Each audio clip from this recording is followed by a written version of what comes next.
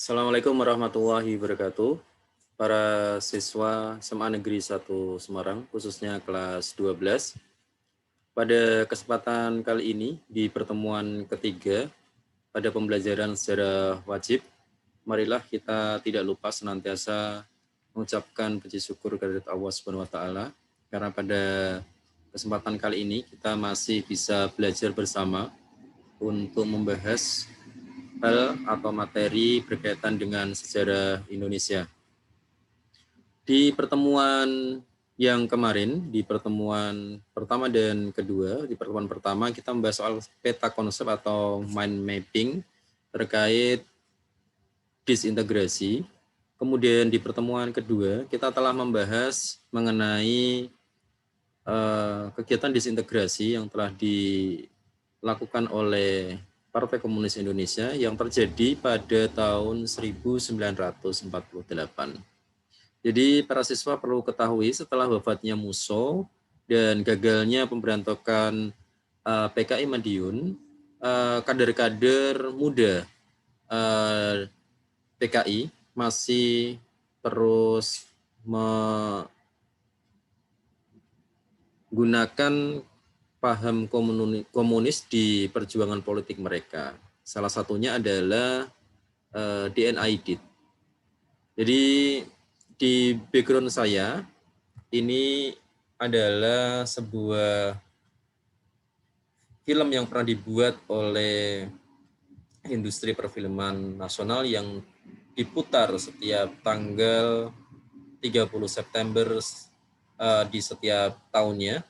Di sini merupakan fakta-fakta yang telah digarap oleh Arifin Zenor selaku sutradara dengan melibatkan sejarawan-sejarawan nasional, diantaranya adalah Nugroho Susanto, dan proyek yang telah didanai begitu besar oleh Orde Baru masanya Presiden Soeharto yang melibatkan pemain film lebih dari 10.000 pemain dan figuran yang sangat melegenda sekali. Para siswa yang saya cintai dan saya banggakan, pada kesempatan kali ini kita akan membahas soal gerakan 30 September. Jadi gerakan 30 September itu merupakan sebuah upaya kudeta ke Negara Kesatuan Republik Indonesia yang dilakukan dan dianalisis ada beberapa kemungkinan siapa yang menjadi dalang dari gerakan 30 September. Jadi menurut para ahli ada paling tidak ada 5.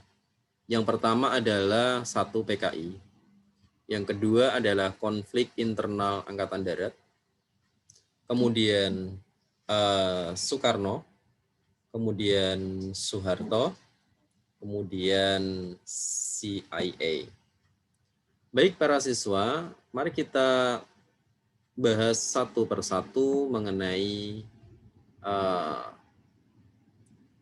dalang yang diyakini terlibat di dalam proses kudeta 30 September. Yang pertama adalah Partai Komunis Indonesia. Jadi kita tahu bahwa Partai Komunis Indonesia merupakan versi yang paling populer. Jadi versi yang paling kuno dan paling melekat di dalam ingatan kita,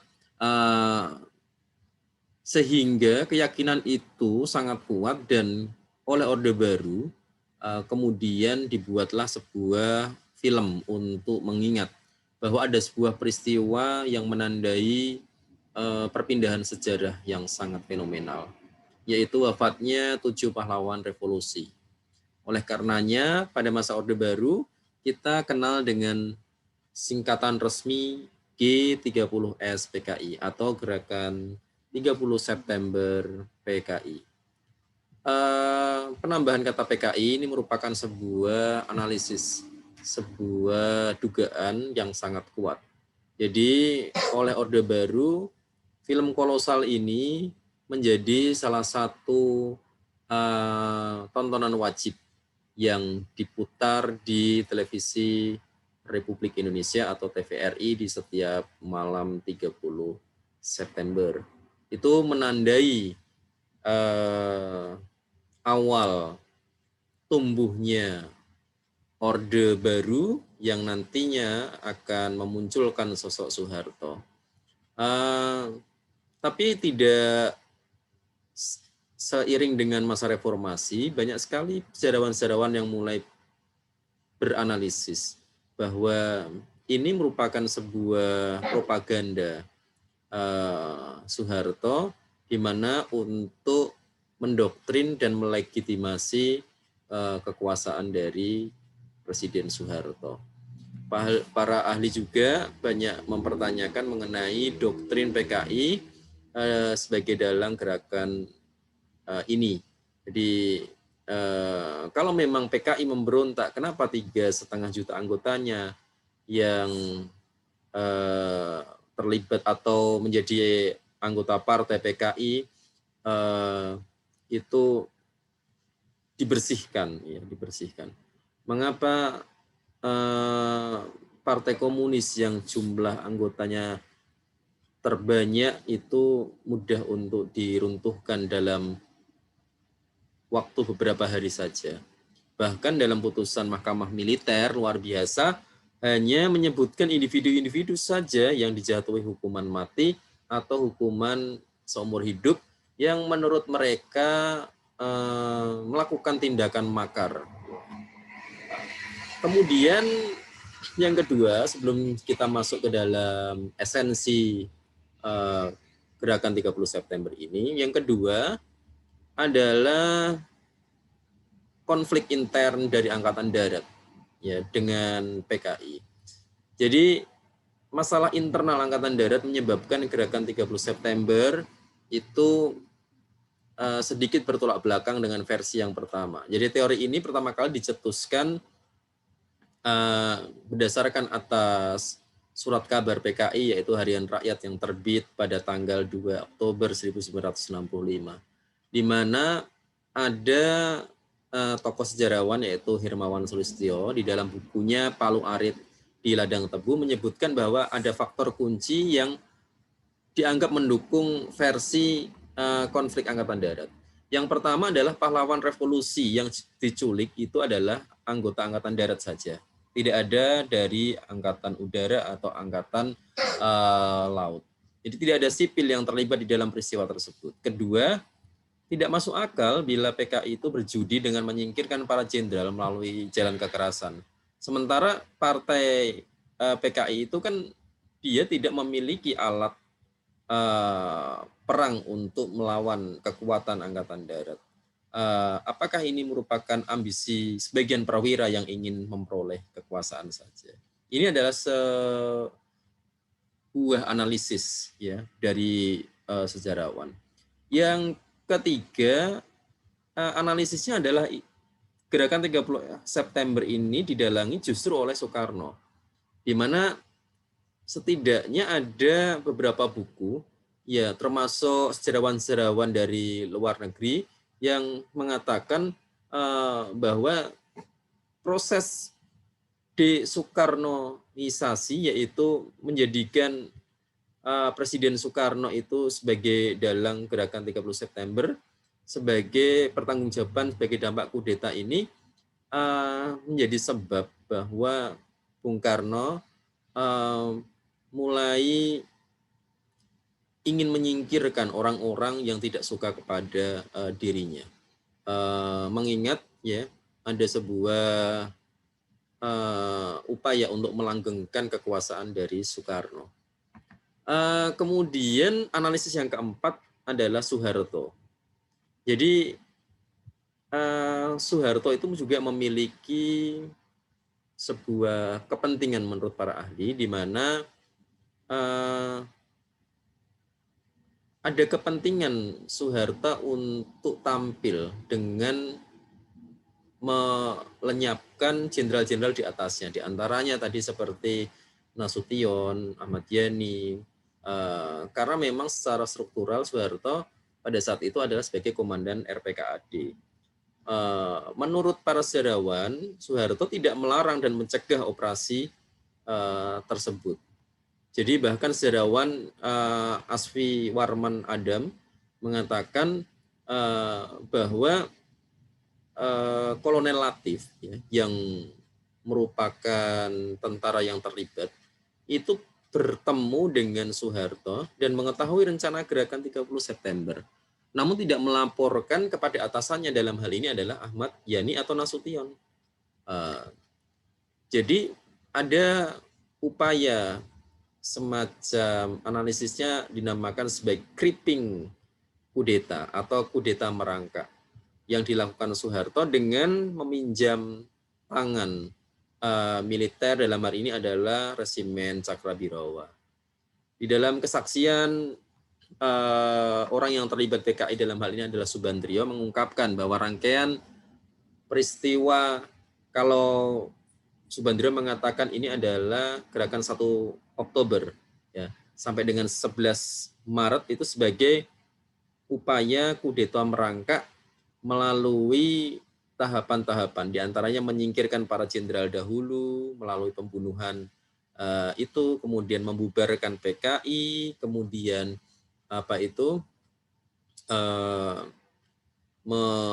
desoekarnoisasi, kemudian menangkap menteri-menteri yang loyal kepada presiden, baru mengambil alih kekuasaan dari Soekarno. Ini adalah sebuah analisis. Sebagai kaum akademisi, kita tentu bisa bersikap lebih kritis. Kemudian ada kemungkinan juga pendapat mengenai melalui CIA. CIA itu adalah Central Intelligence Agent. Itu merupakan semacam BIN-nya Amerika, semacam agen intelijennya Amerika, mengatakan bahwa Indonesia itu sebagai macam Asia, dengan berkuasanya komunis di Indonesia dan efek yang ditimbulkan dari pengaruh Indonesia terhadap negara Asia Tenggara itu akan merusak hegemoni paham liberal Amerika, dan tentunya itu akan membahayakan kepentingan politik luar negeri Amerika. Yaitu adalah sebuah analisis-analisis yang berkembang ya di kalangan sejarawan, yang tentu kita bisa bersikap lebih kritis lagi. Jadi sesuai dengan apa yang telah saya sampaikan ya, ada 5 analisis pelaku kudeta di antara PKI, Angkatan Darat, Soekarno, Soeharto, CIA ya. CIA itu adalah badan intelijennya. Beda dengan FBI. FBI itu adalah Federal Bureau FBI Intelijen. Itu kalau FBI itu menangani soal kriminal, kalau CIA mengurusi soal intelijen. Jadi bedanya seperti itu. Baik para siswa, kita akan membahas lebih lanjut ya.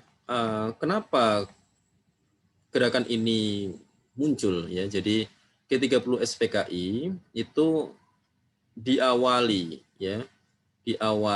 dari sebuah peristiwa di mana masa demokrasi terpimpin sejak dikeluarkannya dekret Presiden 5 Juli 1959, Presiden Soekarno itu mulai memperkenalkan demokrasi terpimpin. Demokrasi terpimpin itu ya dipimpin oleh satu orang, yaitu Presiden Soekarno. Pada saat itu PKI begitu gegap gembita menyambut tentang konsep demokrasi terpimpin.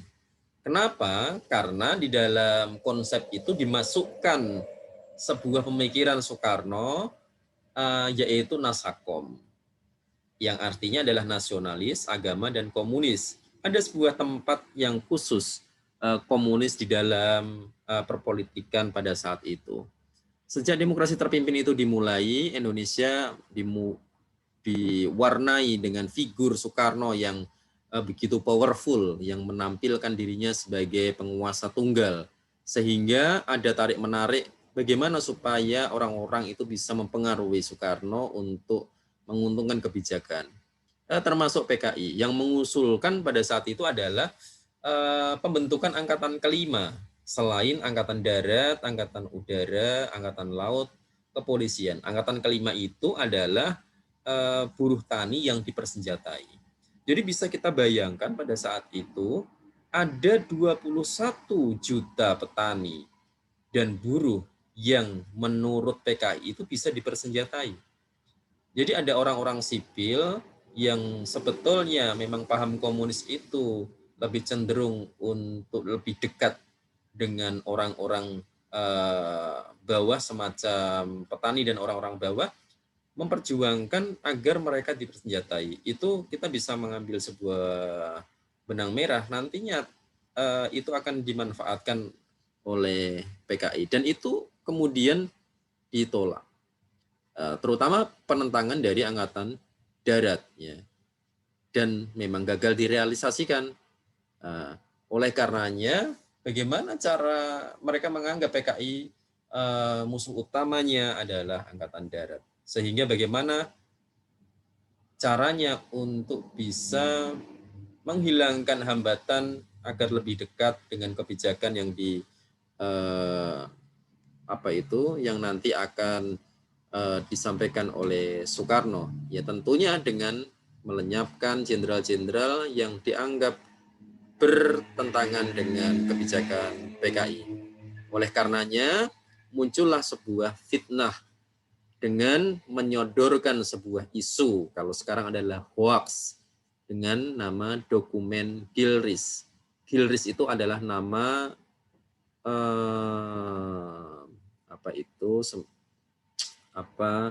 perwakilan Inggris atau konsulat atau yang namanya Gilchrist, di mana menyebutkan bahwa di dalam dokumen ya Indonesia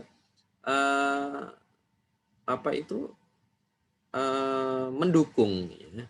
Indonesia itu mendukung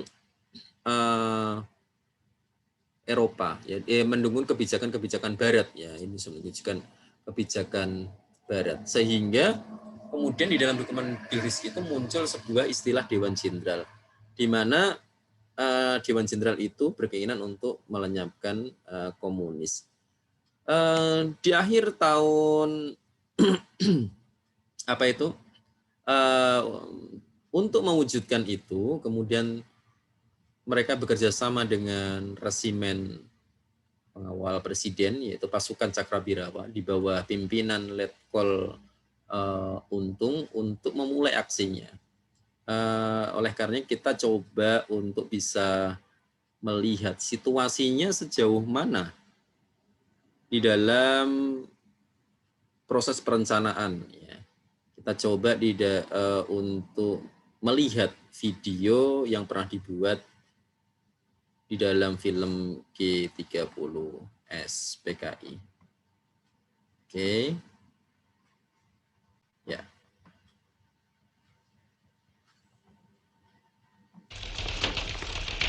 Hari ini harus kelar ya, kalau perlu lembur sampai malam. Baik, Pak. Ini adalah sebuah situasi di mana persiapan sisi PKI atau istilahnya politbironya PKI. Rapat-rapat. Sudah tentu sumber info Dewan Jenderal tidak hanya satu. Pemberontakan. Tapi saya kira Badan Pusat Intelijen BPI harus dapat dipercaya. Dipimpin Sebab oleh Aidit. Kalau tidak, berarti kita tidak punya lagi badan yang bisa dipercaya. Laporan mengenai hal ini saya terima dari kepala stafnya, yaitu Brigjen Polisi Sutarto. Pengecekan sudah tentu akan dilakukan langsung kepada kepalanya, yakni Subandrio. Dan dalam rangka tukar-menukar informasi, pihak PNI Alisastro Amijoyo juga sudah saya beritahu. Tapi yang paling penting, saya minta kawan-kawan bisa menahan diri supaya jangan serba ingin tahu. Ini semua demi keadaan darurat kelak bila terjadi sesuatu di luar rencana kita. Tidak semua orang mampu menahan siksaan untuk tetap tutup mulut dan tidak membocorkan nama-nama demi keselamatan partai. Ini ada foto-foto, ini ada informan namanya Kusno. Informan yang nantinya memberikan info tentang adanya rapat. Karena itu saya tidak berani menyebutkan nama-nama perwira yang berpikiran maju atau penjelasan detail lainnya sehubungan dengan pertanyaan yang terakhir. Secara umum saya berani menyatakan bahwa pengaruh partai di kalangan angkatan bersenjata umumnya dicerminkan oleh kekuatan partai di daerah itu. Jadi pengaruh kita di Jawa adalah baik, kecuali di daerah Jakarta Raya, dan yang terbaik adalah di Jawa Tengah. Ya, Jawa Tengah menjadi lumbung suara dari Kecuali PKI itu, karena memang ada faktor yang banyak menguntungkan kita. Karena ada penduduknya ketidakkompakan di yang kalangan Dewan petani Jenderal, yaitu antara sehingga mudah Nasution dan Yani dipengaruhi. tentang waktu pelaksanaan perebutan kekuasaan. Sementara Alri dan Akri dapat kita netralisir karena kedua angkatan ini sedang sibuk dengan urusan inter mereka sendiri. Sementara Auri akan membantu memberikan fasilitas. Maaf, interupsi. Apakah ketua berpendapat suatu aksi akan dapat sukses kalau aksi itu hanya dilakukan di Jawa saja? Terima kasih. Menurut pendapat saya, kunci kemenangan adalah Jawa. Siapa bisa menguasai Jawa, itulah yang menang. Lihatlah PRRI Permesta yang praktis telah menguasai beberapa pulau di luar Jawa. Karena Jawa tidak mereka tarik, maka akhirnya mereka gagal. Jadi Jawa adalah kunci. Jadi itu sebuah ilustrasi di dalam film G30 SPKI mengenai rapat perencanaan apa itu gerakan 30 SPKI. Baik para siswa, kita akan memperkenalkan di dalam prosesnya, kemudian mereka kemudian merencanakan penculikan dan pembunuhan, melibatkan eksekutornya adalah Resimen Cakra Birawa, yang pada akhirnya mereka berhasil membunuh dan menculik 7 pahlawan revolusi yang ada di sini. Ahmad Yani, MT Haryono, Panjaitan, kemudian S. Parman, kemudian Suprapto, kemudian Sutoyo, kemudian Pierre Tendean. Nama yang terakhir, ya tadi sebelumnya kita bisa berkenalan dengan tadi ya, yang diperankan. Ini adalah tadi yang diperankan DN Aidit, kemudian yang berkacamata itu namanya adalah Nyono, kemudian ada satu lagi berkacamata itu adalah Sam Kamaruzaman. Mereka adalah otak di balik perencanaan gerakan 30 PKI yang sebelumnya dikenal dengan Politbiro PKI atau semacam komite eksekutifnya PKI. Para siswa, tadi kita ada menampilkan 7 pahlawan revolusi. Saya tertarik lebih dalam akan membahas mengenai salah satu pahlawan revolusi. Dari ke-7 ini hanya Pierre Tendean yang tidak jenderal, karena Pierre Tendean itu sejatinya adalah ajudan dari Nasution. Ya, kenapa begitu spesial saya bahas di sini? Karena Pierre Tendean adalah salah satu alumni SMA Negeri 1 Semarang. Jadi ini adalah gambar dari Pierre Tendean yang kita akrab dengan nama Om Pierre yang disebut di dalam film yang diperankan Ade Suryani, anak dari Nasution yang tertembak. Jadi Pierre Tendean ini sebetulnya orang Minahasa. Jadi ayahnya itu merupakan kepala dari rumah sakit jiwa. Dia dilahirkan dari pasangan A.L. Tendean, suku Minahasa, dan Maria Elizabeth Cornet, seorang blasteran, ya, perempuan berdarah Belanda Perancis campuran, tapi dia fasih berbahasa Jawa. Di rumahnya ada di Jalan Imam Bonjol atau dulu namanya Jalan Poncol nomor 172. Jadi kita akan bahas sebuah romantika yang tersisip di dalam cerita 30 September ini. Jadi pada tahun 51 ayah dari Pierre Tendean itu dipindahkan ke Semarang dan dia memimpin rumah sakit jiwa yang terletak di Poncol dan dia kemudian tinggal di dekat sana, tepatnya di Jalan Poncol, sekarang Jalan Imam Bonjol, nomor 172. Sekarang rumahnya dihibahkan untuk kantor pelayanan pastoral Keuskupan Agung Semarang di Jalan Imam Bonjol 172. Jadi setelah sekolah rakyat, Pierre Tendian itu melanjutkan di SMP 1. Jadi dulu namanya adalah SMP 1 Bojong.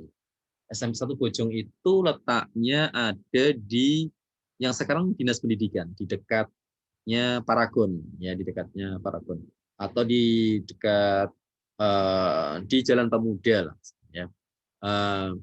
Dia lulus tahun 55. Kemudian melanjutkan di SMA Negeri 1. Dulu namanya masih SMA bagian A, bagian B. Bagian B itu untuk eksak. Sekarang kita kenal dengan nama SMA Semansa Tersinta atau SMA 1 Semarang. Dia lulus tahun 58. Jadi Pierre Tendian itu termasuk anak yang cerdas ya. Sejak masuk SMP dia sering mendapatkan hadiah dari orang tuanya, hadiah sepeda.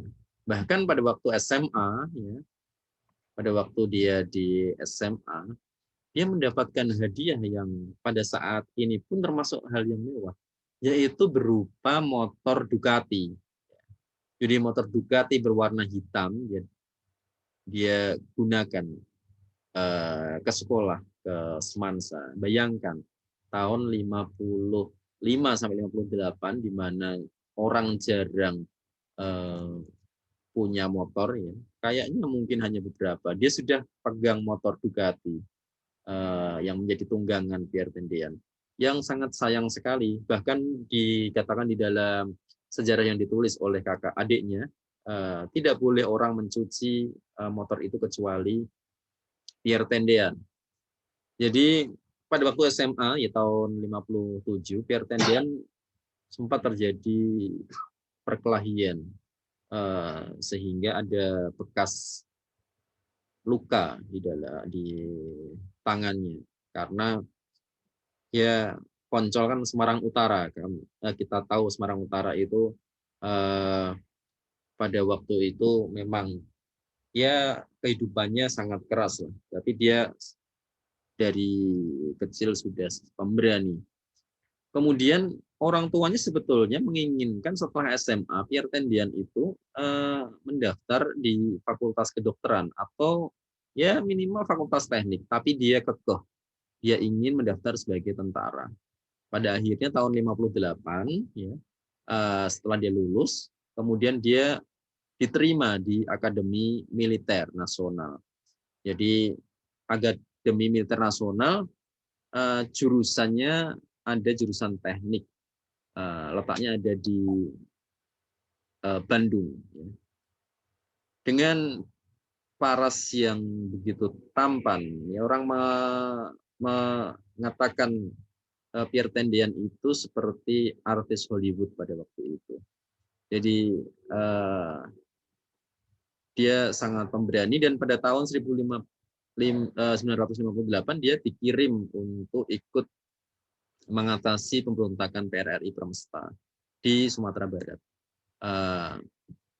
Kemudian hingga pada akhirnya ya bersama sahabatnya dia itu di Sumatera Barat itu ingin dikenalkan dengan gadis SMA ya, namanya adalah Rukmini.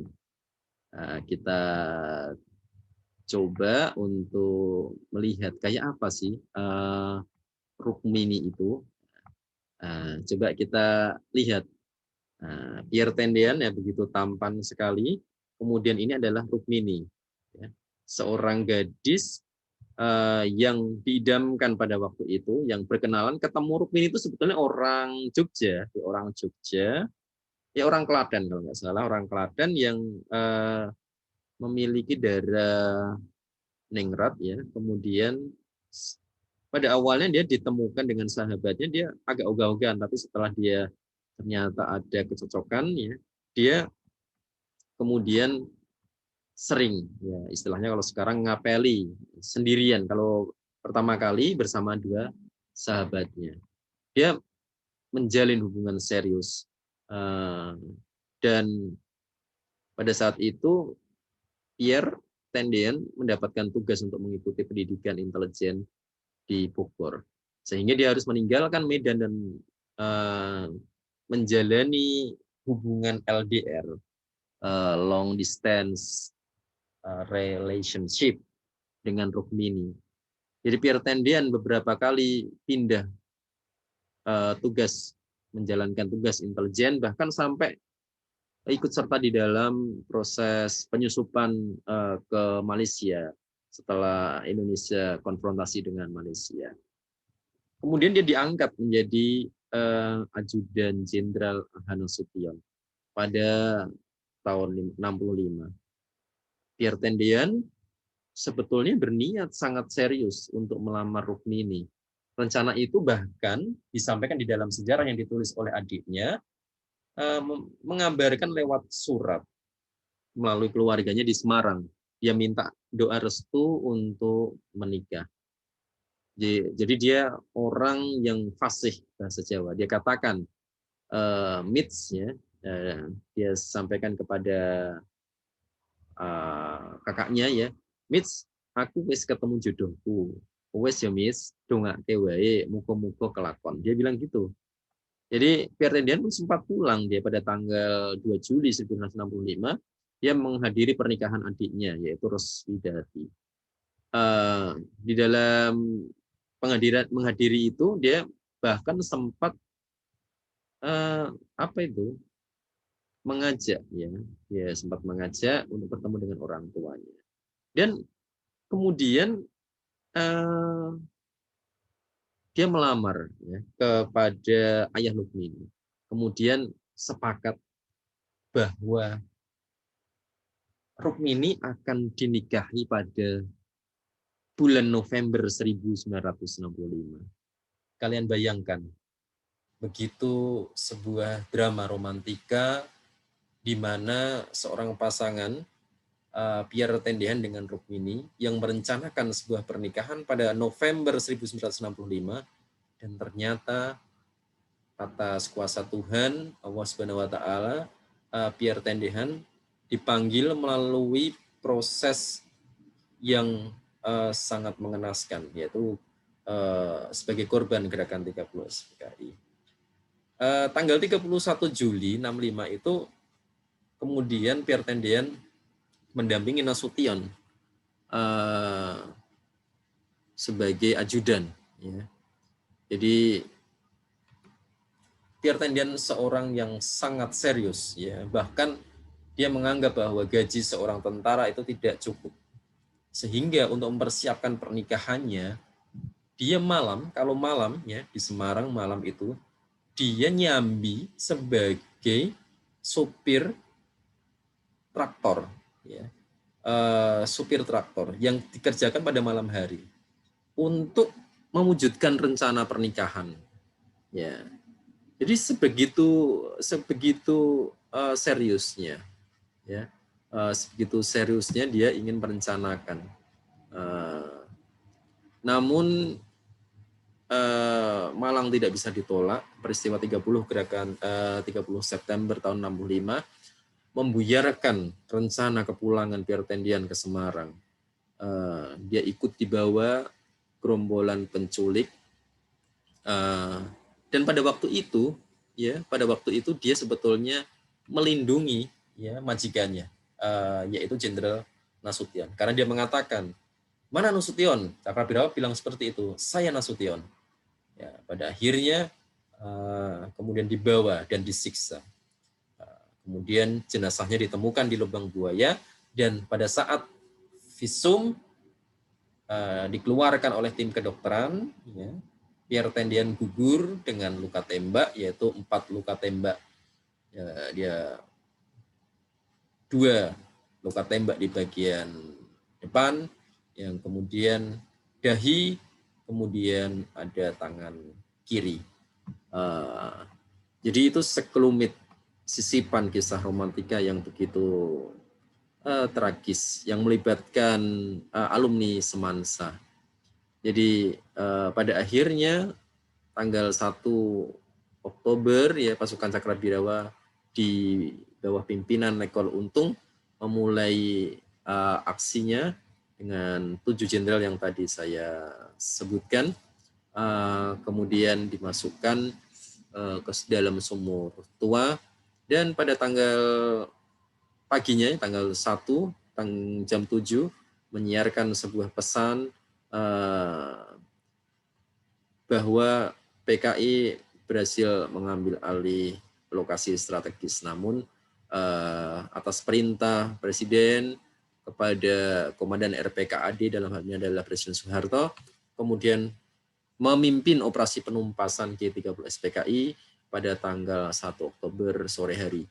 Dan gedung-gedung vital seperti RRI Pusat, Kantor Pusat Telekomunikasi dapat direbut kembali tanpa ada pertumpahan darah. Ya.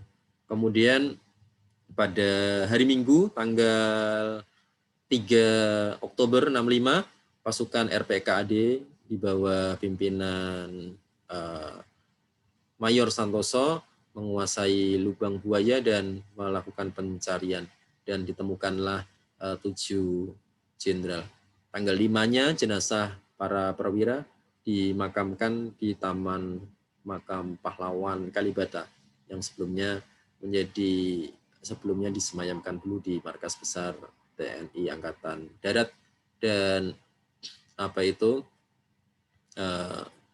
pada saat ini menjadi peringatan kita tanggal 1 Oktober sebagai Hari Kesaktian Pancasila. Demikian sekelumit sejarah mengenai gerakan 30 SPKI. Para siswa, mohon para siswa untuk menuliskan sedikit tanggapan. Apa yang kalian dapatkan dari hasil penjelasan saya, yang makna yang penting yang bisa kalian simpulkan. Tuliskan di kolom komentar. Demikian para siswa, pertemuan ketiga ini kita cukupkan. Kita akan ketemu di pertemuan keempat mendatang. Assalamualaikum warahmatullahi wabarakatuh.